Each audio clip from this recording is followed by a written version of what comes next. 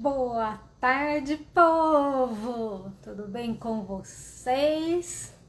Estamos aqui mais uma sexta-feira no nosso quarto, olha eu já ia falar terceiro, nosso quarto insight da semana, trazendo aqui toda sexta-feira para vocês uma conversa um pouquinho sobre coisas que eu vejo no dia a dia, coisas que acontecem no dia a dia e que me geram alguma reflexão, me geram algum insight. E aí, em vez de colocar lá nos meus stories para daqui 24 horas se perder, estou transformando esses insights em pequenas lives semanais para poder ficar salvo aqui e, claro, para a gente poder conversar, discutir, se vocês quiserem. Hoje eu tinha preparado para essa semana 2 temas, aliás, eu tinha pensado em 2 temas, que foram 2 coisas que aconteceram essa semana, e eu coloquei na enquete para vocês, e vocês escolheram esse tema, que é, eu quero fazer uma bianga, né? O outro era sobre lixo na rua, eu vou falar sobre ele ainda, porque foi uma coisa que me chamou muita atenção no começo dessa semana, aliás, na quarta-feira, quando eu estava indo para o dentista. Mas, já que o tema da bianga foi o que ganhou na enquete, vamos falar sobre a bianga. Na verdade, eu não quero falar sobre a bianga. Eu quero falar sobre a procura das pessoas, de forma geral, pela bianga. Porque o que acontece, né? Muitas pessoas conhecem do Ayurveda apenas as terapias corporais. As massagens, né? É muito popular, principalmente para quem conhece um pouco da Índia ou para quem já leu, já estudou alguma coisinha um pouquinho mais rasa de Ayurveda, o Shirodhara, que é uma terapia que se faz com óleo ou com leite ou com água, vertendo na testa, né? Então a pessoa fica deitadinha e fica uma panelinha em cima jorrando, né, vertendo esse líquido na testa. Mas a bianga também é muito popular. E muitas pessoas procuram um terapeuta Ayurveda exclusivamente porque querem fazer uma bianga, com a ideia de que a bianga seria uma massagem relaxante, uma massagem só para dar uma desestressada, quando na verdade não é bem assim. Mas por que as pessoas têm essa ideia? Porque existe vamos chamar de um desvirtuamento, se é que existe essa palavra, do que é a bianga, quando sai lá do Oriente, quando sai lá da Índia e vem para o Brasil. Porque, inclusive, existem técnicas, e eu não tô aqui falando mal de técnica nenhuma, tá? Eu só tô querendo trazer realmente uma realidade do que é a bianga do Ayurveda. Mas existem algumas técnicas que são chamadas de massagens ayurvédicas, que elas não são as terapias corporais clássicas do Ayurveda. Elas não fazem parte daquilo que o Ayurveda traz como tratamento. Elas são massagens com algumas técnicas que foram desenvolvidas por profissionais que juntaram técnicas, alguns conceitos do Ayurveda, algumas coisas de yoga, algumas coisas de massagem tailandesa, juntaram, e isso virou assim uma técnica que é vendida muito, e a gente tem muito aqui no Brasil, como massagem ayurvédica. Mas essa massagem ayurvédica não é aquilo que o Ayurveda clássico coloca como uma prática, aliás, uma prática não, como uma terapia corporal de oleação, que a gente chama de bianga. Então vamos entender melhor o que é realmente a bianga? Deixei separadinho aqui pra gente. Eu ia pegar do Charaka, mas eu achei que o Charaka tá muito complexo para essa conversinha rápida nossa. Então eu peguei aqui de novo aquele livrinho da Faesda, da doutora Mandip, o Ayurveda, Princípios e Práticas de Panchakarma, pra gente ver certinho o que é a bianga. tá? Então vamos lá. A Abhyanga está descrita aqui nesse livro no capítulo de Snehana. O que é Snehana? Snehana são as terapias de oleação do Ayurveda. E não é só oleação do corpo externo, tá? Então, Snehana, vamos ler aqui o que a doutora Mandip coloca. Snehana significa substância, aliás, Sneha significa substância oleosa.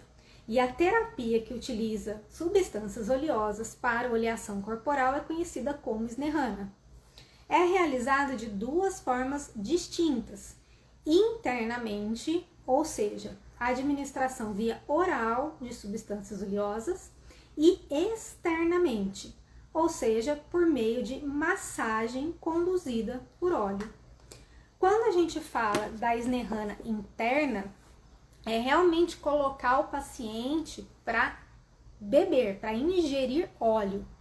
E aí existem formas de ser feito isso, né? Normalmente se utiliza o ghee, né? Que é aquela manteiga clarificada, o ghee ou ghee medicado, e isso faz parte de um tratamento. Da mesma forma, quando a gente utiliza a oleação externa, que é o que a gente chama de Abhyanga, nós temos óleos específicos para serem utilizados. O mais comumente utilizado é o óleo de gergelim, tá? E aí a gente vem aqui de novo para a referência da doutora Mandip, que ela coloca os óleos vegetais, né? Que são normalmente utilizados, são o óleo de gergelim, o óleo de mostarda e o rícino. Cada um tem sua indicação, cada um tem a sua preparação específica, mas esses são normalmente os óleos que nós utilizamos para fazer a Abhyanga, tá? Então, entendemos que a Abhyanga é um tipo de terapia de oleação. Então, já fica bem claro aqui que não é uma massagem relaxante. É uma técnica que faz parte de um tratamento, tá? Vamos então falar especificamente de Abhyanga. Então vamos lá, pegar aqui um pouquinho mais para frente no capítulo de Snehana, que aí agora a gente vai ver certinho aqui a Abhyanga, tá? Que é massagem com óleo. Então, a Abhyanga é definida como passagem de óleo sobre certas partes do corpo ou por todo ele em direção dos pelos. E aí a doutora Mandip continua.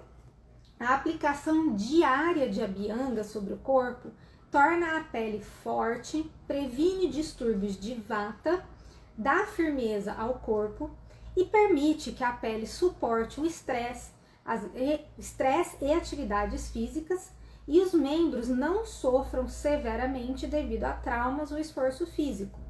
A pele se torna macia, atraente e bem nutrida. E, de modo geral, a pessoa se torna mais atrativa.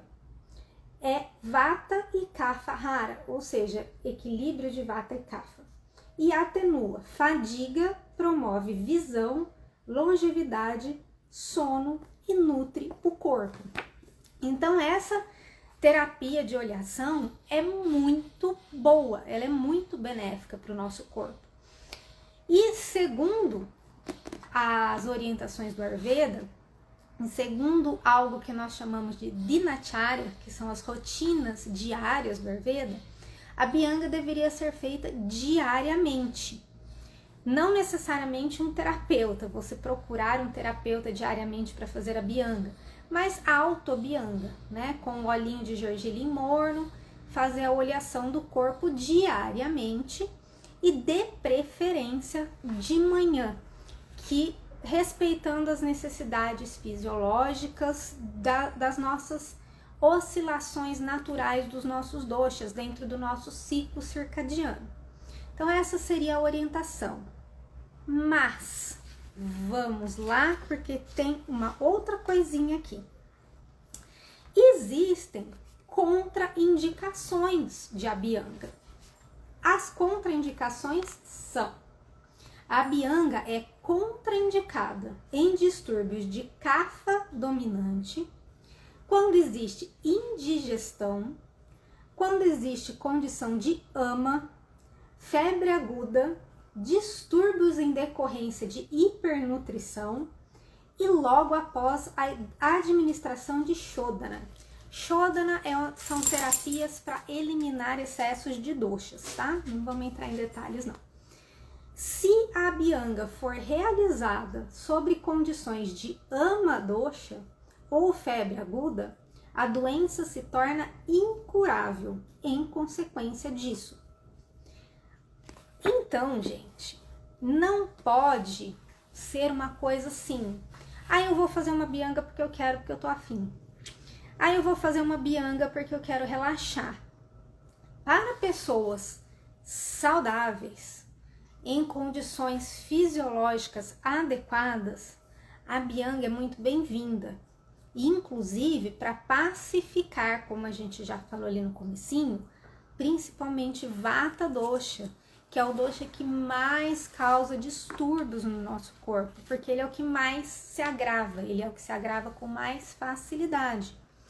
Só que se a pessoa tem algum quadro de indigestão, ou se ela tem ama no organismo, ama é traduzido literalmente do sânscrito para o português, ama é comida não digerida. A gente traduz ama como toxina, que é aquilo que vai acumulando no corpo por hábitos alimentares ruins, por uma digestão lenta. E aí, se a pessoa sofre de qualquer distúrbio de digestão, e como que a gente sabe se a gente tem algum problema de digestão? É simples, é só prestar atenção nas informações que o nosso próprio corpo nos dá, né? Primeiro, comi, pesou, deu muito sono logo depois da refeição, deu sensação de azia, de refluxo, de queimação, já a digestão já não tá boa. Como que tá funcionando o meu intestino? Eu vou no banheiro todos os dias, minhas fezes estão bem formadinhas, pastosas, aquele cocô bonito de desenho animado. Ok. Não, às vezes eu fico 1-2 dias sem ir no banheiro, meu intestino tá preso, minhas fezes são muito ressecadas, então já também tem alguma coisa errada com a minha digestão. Ou eu tenho ama no organismo. Condições de inflamação crônica, que às vezes estão associadas com doenças autoimunes, como por exemplo, artrite reumatoide, lúpus, é sempre importante investigar a presença de ama, né?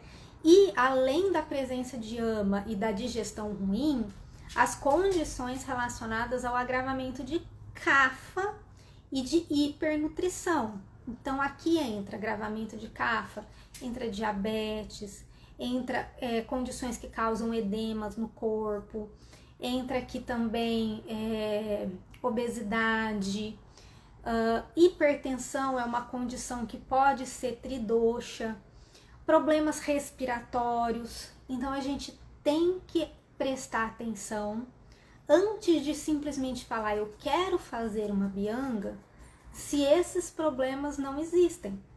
Porque nessas condições de agravamento de kapha, de indigestão ou de digestão lenta, ou então de presença de ama no organismo, a Abhyanga pode piorar essas condições. Então ela é contraindicada até que esse problema seja resolvido, exista uma leveza no corpo e a gente possa fazer a terapia de oleação sem agravar uma outra condição pré-existente, tá? Então eu vou repetir aqui, ó. A Abhyanga é contraindicada em distúrbios de kapha dominante, em condições de ama, febre aguda, distúrbios em decorrência de hipernutrição e logo após terapias de Shodhana. Se a Abhyanga for realizada na condição de ama ou febre aguda, a doença se torna incurável em consequência disso. Após a realização de Shodhana, a Abhyanga não deve ser conduzida no mesmo dia. Caso seja, pode ser prejudicial à digestão e a distúrbios coligados. Então, não é qualquer pessoa que pode ser submetida à Abhyanga. Até para fazer a bianga diariamente em casa, a auto-bianga, a pessoa tem que estar pelo menos com uma condição de digestão boa e sem presença de ama no organismo. A pessoa passa por uma terapia Lingana, né, que é aquela dieta para eliminação de ama, e tá tudo resolvido, ela vai poder fazer a bianga por resto da vida? Gente, no dia a dia, a gente se submete a alimentações variadas, a condições variadas, às vezes, principalmente quando a gente viaja, quando a gente sai da nossa rotina, e a gente pode acumular ama de novo, né? Ninguém é perfeitinho o tempo todo, vamos falar de vida real. Ah, percebi que eu acumulei ama, minha digestão ficou pesada de novo, meu intestino não tá legal, então eu vou passar por um processo de dieta de limpeza, vamos assim chamar, que é a Lingana, dar aquela eliminada, aquela digerida nesse ama para poder eliminar, depois eu posso voltar a fazer a minha bianga diariamente. Uma outra situação, mulheres no período menstrual não devem fazer terapia de oleação. Por quê? Porque durante a menstruação, o nosso acne, nosso potencial digestivo, ele é bastante reduzido. A gente tem um vata muito intenso durante o período de expulsão do sangue menstrual. E esse vata muito intenso, ele diminui um pouco o nosso acne. E aí o óleo que é utilizado para fazer a bianga, para fazer a terapia de oleação, pesa mais ainda nesse acne enfraquecido. Então, a mulher em período menstrual não deve fazer nenhuma terapia de oleação. Nem a bianga, nem oleação da cabeça, nem oleação das narinas, que a gente chama de náusea, nem um bochecho de óleo na boca, que a gente chama de cávala, ou a retenção do óleo, que é a ganducha. Então, essas terapias de oleação durante o período menstrual, elas são contraindicadas, tá? Aí, vamos lá. Se a terapia de oleação, se a bianga não é para todo mundo, ela é para quem? Então, indicações para a bianga. Antes de utilizar suedana, que é a terapia de calor, a terapia de vapor, suedana é suor, né? Então, a suedana é dentro dos centros de terapia de Ayurveda, a pessoa fica como se fosse numa sauna mesmo, fechadinha, com a cabeça para fora, num vapor quente ali ou de ervas, ou às vezes até de óleo, para promover sudorese mesmo. Então, antes de fazer essa terapia de sudorese, é preciso fazer a bianga, é preciso fazer oleação. Então, a bianga, antes de utilizar suedana, é necessário realizar a bianga. Paralelamente, logo antes de realizar qualquer panchakarma, que são algumas terapias de eliminação de doshas, a bianga conjuntamente com suedana precisa ser conduzida.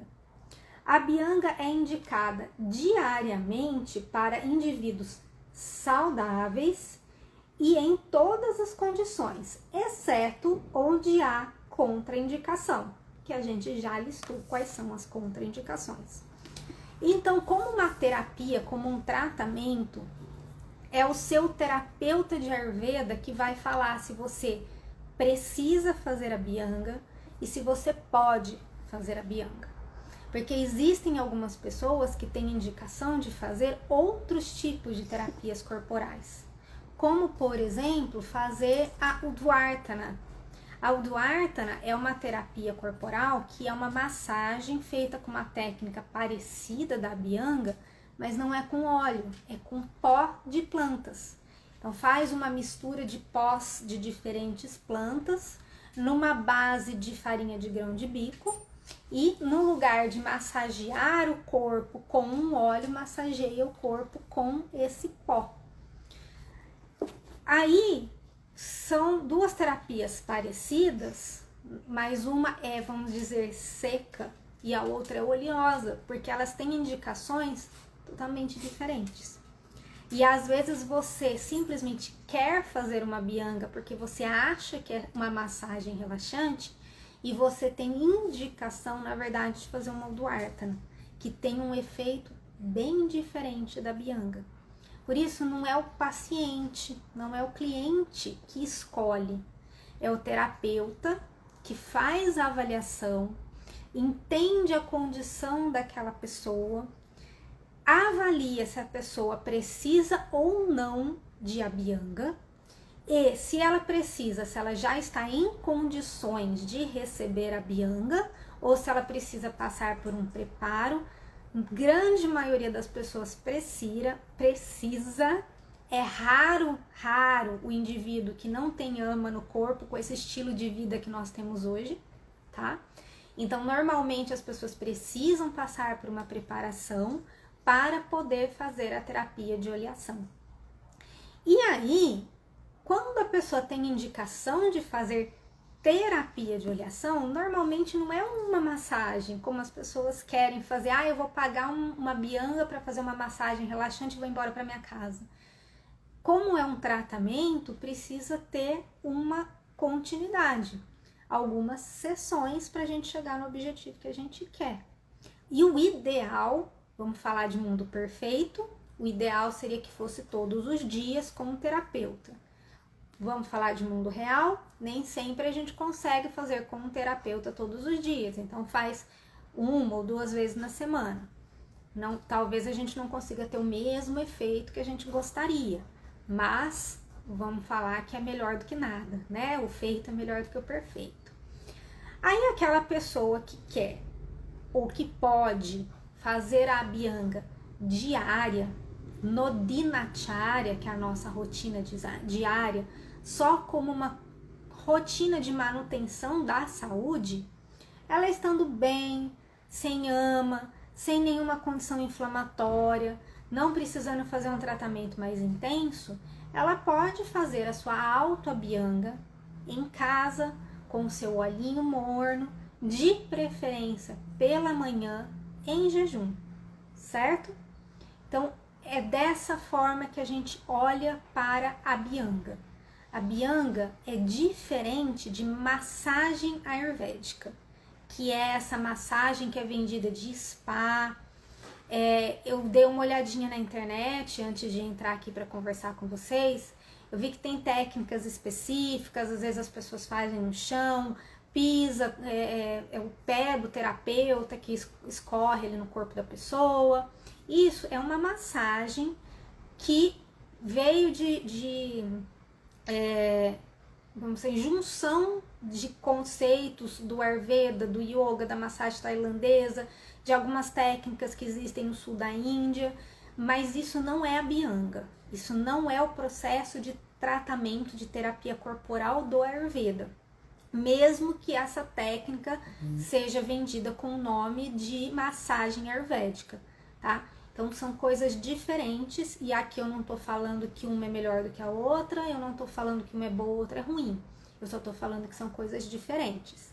E que quando a gente está num processo de tratamento de Ayurveda ou de rotinas de manutenção da saúde de acordo com o Ayurveda, a gente vai falar de Abhyanga, ok? Espero que tenha ficado claro para vocês que a Abhyanga é tratamento, que não é massagem relaxante, que a gente tem que saber quais são as indicações e que a gente tem que conhecer também as contraindicações, que é uma rotina ótima para quem está muito bem de saúde, mas que não é para todo mundo, principalmente quando a gente fala da Abhyanga terapêutica, que vai ser feita lá com o terapeuta de Ayurveda, num espaço terapêutico. E que é o terapeuta que vai avaliar qual é a técnica corporal que é mais adequada para o seu tratamento, qual que é a rotina diária, qual que é o Dinacharya mais adequado para a sua manutenção da saúde. Então, se você tem interesse em fazer, ou se você quer conhecer as técnicas corporais do Ayurveda, procure um terapeuta para passar por uma avaliação e entender aquilo que é o mais adequado para você. Tá? Porque às vezes o que é mais adequado para você não é o mais adequado para mim, não é o mais adequado para o seu vizinho, não é o mais adequado para sua amiga. Cada um tem o seu momento e a sua indicação, ok? Então, ficamos por aqui hoje. Espero ter esclarecido alguns pontos a respeito do eu quero fazer a Abhyanga. E nos vemos de novo na sexta-feira que vem. E eu acho que eu vou trazer o tema do lixo, porque o tema do lixo tá aqui, ó, dando ecos na minha cabeça. Ótima sexta, ótimo final de semana para vocês.